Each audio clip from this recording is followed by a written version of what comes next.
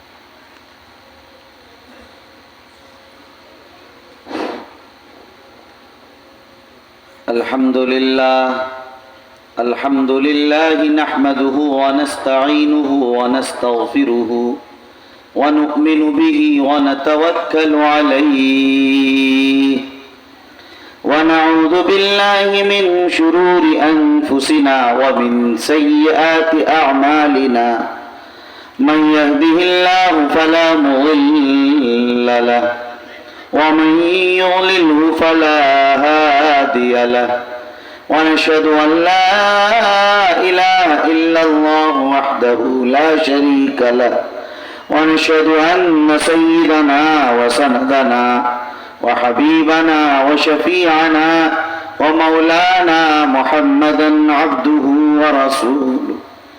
أعوذ بالله من الشيطان الرجيم.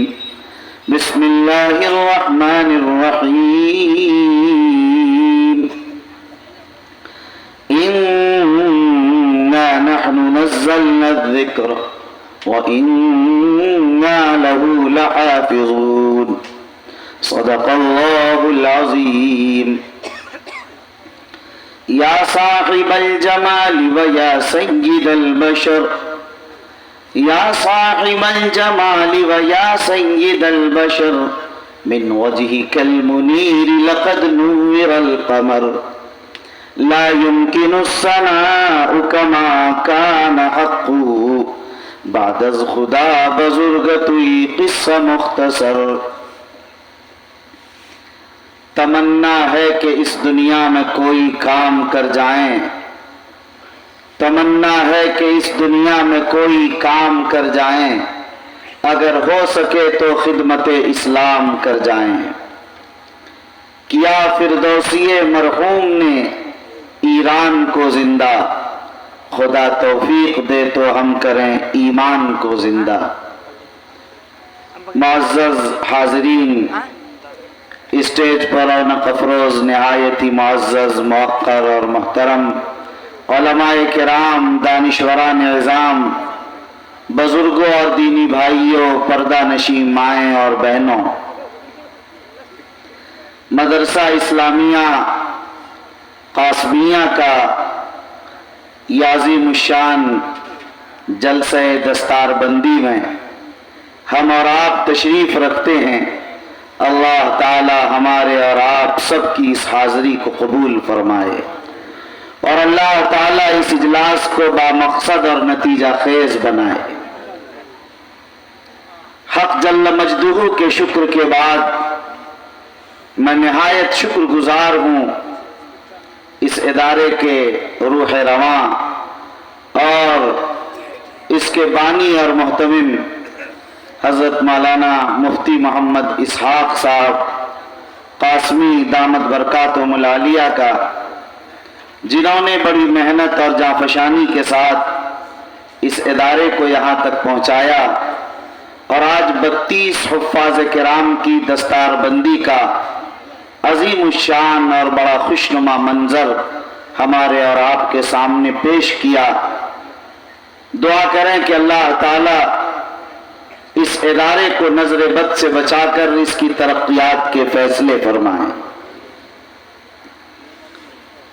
ابھی آپ حضرات کو جیسا کہ معلوم ہے کہ 11 بجے سے پہلے یہ اجلاس دعا کے ساتھ ختم ہو جانا ہے، اس لیے کہ نماز عشاء نہیں ہوئی ہے۔ انشاءاللہ وقت پر یہ پروگرام پورا ہو جائے گا، جیسا کہ وقت پر پورا ہوتا چلا آ رہا ہے۔ میں سب سے پہلے آپ سے یہ عرض کرنا چاہتا ہوں اور میں مبارکباد پیش کرنا چاہتا ہوں اس اجلاس کے منتظمین مخلصین کو کہ ابھی ایک لمبے عرصے کے بعد اتنا کامیاب جلسہ میں نے آج آپ کے جلسے کی شکل میں دیکھا ہے۔ ابھی کل میں سہرسہ میں تھا رات، تو بدنظمی کی صورت یہ تھی کہ وہ 12 بجے ختم ہونے والا پروگرام رات کے 4 بجے، صبح کے 4 بجے ختم ہوا۔ کسی کو نہیں معلوم کہ کس کی ترتیب کیا ہے، کس کا عنوان کیا ہے، کس کا وقت کیا ہے۔ تو ظاہر ہے آج کے جلسے جو اصلاح معاشرہ کے نام پر منعقد کیے جاتے ہیں وہ جلسے خود قابل اصلاح بن گئے ہیں۔ اس لیے میں نے یہ بتایا رات کی تقریر میں کہ جلسے کو کس طرح کیا جانا چاہیے۔ مجھے خوشی ہوئی اور بڑی مسرت ہوئی اور میں اس جلسے کے تمام منتظمین کو مبارکباد پیش کرنا چاہتا ہوں کہ آپ حضرات نے ایک تاریخی جلسہ قرار دیا کہ بالکل ہر ایک اپنے اپنے وقت پر شروع کر رہے ہیں اور اپنے وقت پر ختم کر رہے ہیں، اپنے عنوان پر، اپنے انتظام سے، پورے سلیقہ بندی کے ساتھ یہ پروگرام پیش کیا گیا۔ یہ پروگرام نمونہ ہے امت کے لیے اور یہ پروگرام لائق تحسین اور قابل تقلید ہے۔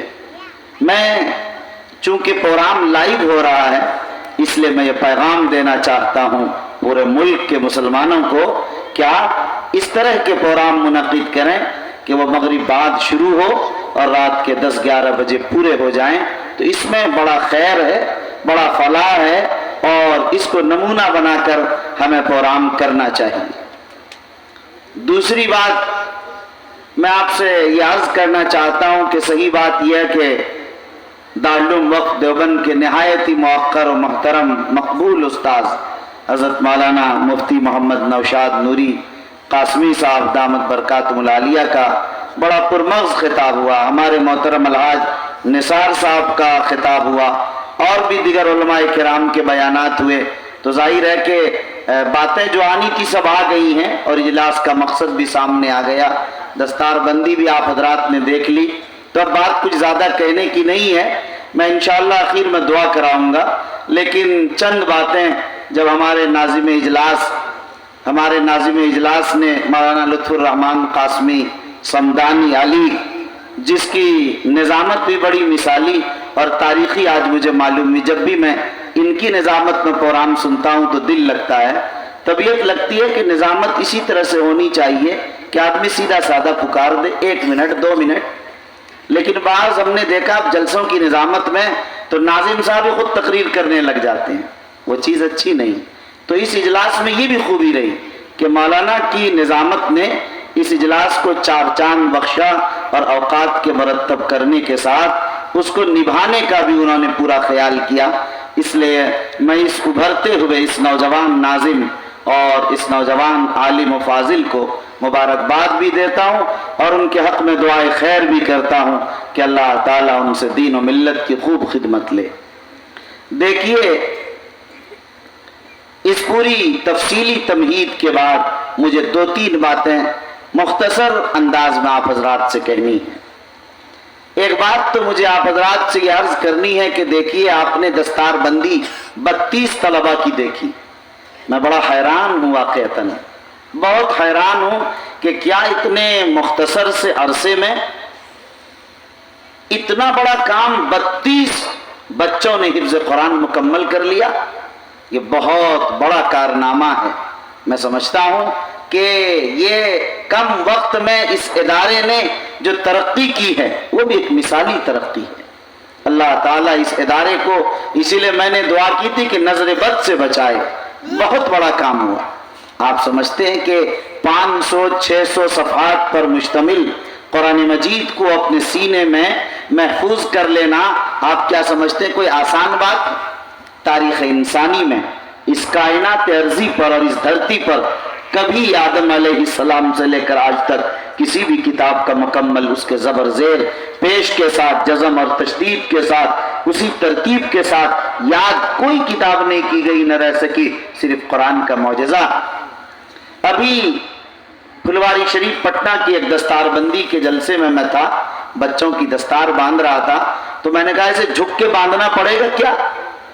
یہ جو مفتی صاحب کی بیٹیاں بیٹھی ہیں جویریہ، جنہوں نے ابھی اسماء حسنہ خوبصورت انداز میں آپ کو سنایا ہے، دعا کیجئے کہ اللہ تعالیٰ انہیں بھی عالمہ صالحہ اور دین کی داعیہ اور دین و ملت کی خادمہ بنائے.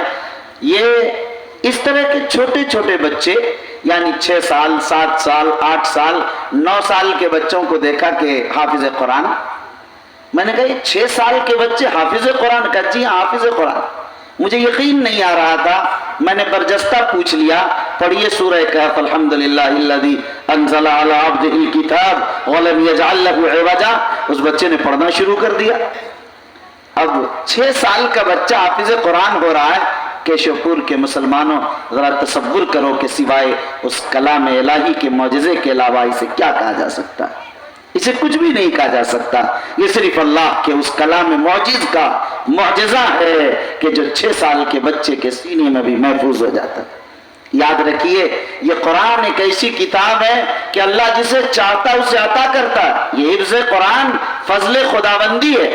انسان کی محنتوں، کوششوں، نسبتوں کی بنیاد پر حفظ قرآن نہیں ہوتا. آپ کو حیرت ہوگی کہ علامہ انور شاہ کشمیری رحمۃ اللہ علیہ دارالعلوم دیوبند کے شیخ الحدیث صدر علامہ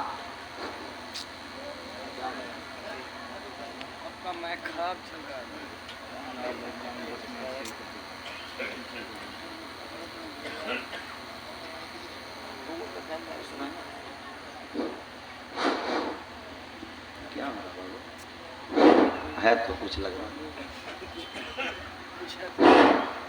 ایک کمی صرف اس جلسے میں مائک کی ہے. اللہ کی ذات اصل پاک ہے، وہ بے عیب ہے. کوئی چیز بے عیب نہیں ہوتی ہے. اس لیے ایک عیب لگنا تھا اور بڑا عیب ہے. اس کو اصلاح ضرور کرنی چاہیے.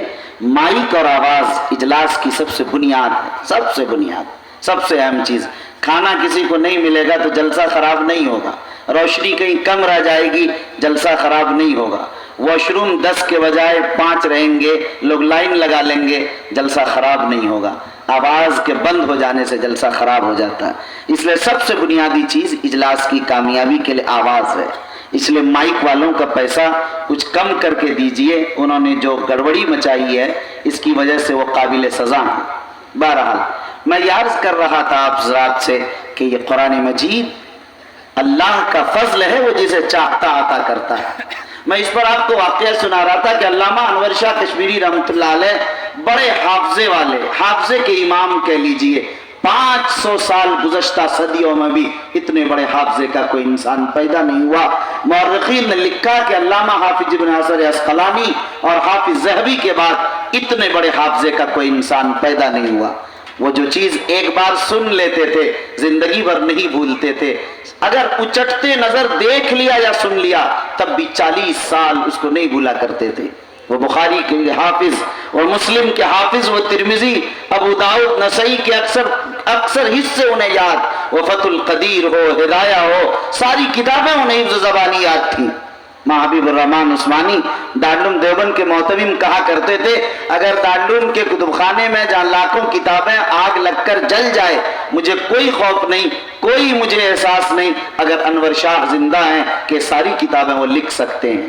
ظاہر ہے اتنے بڑے حافظے کا امام، ان کے صاحبزادے مولانا انظر شاہ کشمیری رحمۃ اللہ علیہ میرے استاذ گرامی قدر نے ہم لوگوں سے براہ راست درسگاہ میں کئی بار یہ بات بتائی کہ سنو لوگو سنو، والد گرامی قدر 3 بار حفظ قرآن کی کوشش کی مگر ناکام رہے، قرآن مجید کے وہ حافظ نہیں بن سکے۔ اندازہ کیجئے اتنا بڑا حافظے کا امام جن کو ہزاروں کتابیں یاد، قرآن کے حافظ نہیں ہو سکے۔ یہ اللہ کا فضل ہے، جسے چاہتے آتا، یہ بتانا تھا کہ انور شاہ یہ اللہ کا فضل ہے، وہ جسے چاہتا عطا کرتا ہے۔ دنیا والوں کو بتا دینا تھا کہ لوگوں میں جس کو چاہتا ہوں اسے عطا کرتا ہوں۔ اس لیے اس قرآن کی عظمت و اہمیت اور اس حفظ کی عظمت کو آپ محسوس کیجئے۔ میں آپ سے ایک بات کہوں گا، میرے مرشد گرامی قدر مفکر اسلام حضرت مولانا سید محمد ولی رحمانی نور اللہ مرقدہ فرمایا کرتے تھے، لوگوں سے اس طرح کے جلسوں میں آپ کو بتاتا ہوں، فرماتے تھے کہ لوگوں تم تو لالچ میں ہی کوئی کام کرتے ہو، اس لیے آؤ ایک لالچ تمہیں دیتا ہوں کہ اپنے اپنے بچوں کو، چاہے ایک ہی بیٹے کو، ایک ہی بیٹی کو، ایک بچے کو حافظ قرآن ضرور بنا لو، اور اس لیے بناؤ کہ کل قیامت کے دن یہ حافظ قرآن تمہاری جہنم سے نجات کا، تمہاری شفاعت کا سامان تیار ہو سکے۔ اس لیے میرے بھائیوں، آپ جانتے ہیں ایک حافظ قرآن 10 لوگوں کی جنت کی شفاعت کرے گا۔ آپ اپنی اولاد کو ضرور حافظ قرآن بنائیے، بیٹے کو بنائیے، بیٹی کو بنائیے، پوتے کو بنائیے، پوتی کو بنائیے، نواسے کو بنائیے، نواسی کو بنائیے، آپ اپنے رشتہ دار کو اعزاء اقربا میں بنائیے، پڑوس کے لوگوں کو بنائیے، وہ بھی کوئی نہ ہو اگر آپ کے لیے کسی غریب بچے کو آپ بنا لیجئے۔ مولانا مفتی اسحاق صاحب سے کہیے کہ مفتی صاحب اپنے مدرسے میں ایک بچے کو آپ کے میں حافظ قرآن بنانا چاہتا ہوں، کیا خرچ ہے؟ وہ بتائیں گے کہ 12,000 سال کا خرچ ہے، 15,000 خرچ ہے، مجھے نہیں معلوم کتنا خرچ ہے مفتی صاحب؟ ایک سال ایک بچے کا کیا خرچ آتا ہے؟ 12,000 فرض کر لیں۔ مفتی صاحب بھی اتنے نیک ہیں بیچارے، ان کو یہ بھی خبر نہیں ہے ایک سال میں ایک بچے کا کتنا خرچ ہے۔ یہ ان کی سادگی دیکھیے کہ چندوں پر دھیان اور نگاہ نہیں ہے، کام پر نگاہ و دھیان ہے۔ اللہ اسے نیک اور صالح نوجوان کو قبول فرمائے۔ بڑی بات ہے۔ ویسے میں کہتا ہوں اپنے تجربات سے، ایک سال میں ایک بچے پر 12,000 روپے کا خرچ آتا ہے۔ آپ مفتی صاحب سے جا کر کہیے کہ مفتی صاحب ہم ایک بچے کو حافظ بنانا چاہتے ہیں، یہ 12,000 روپے ایک سال کا ایک بچے کو میرے نام رجسٹرڈ کر دیجئے۔ یہ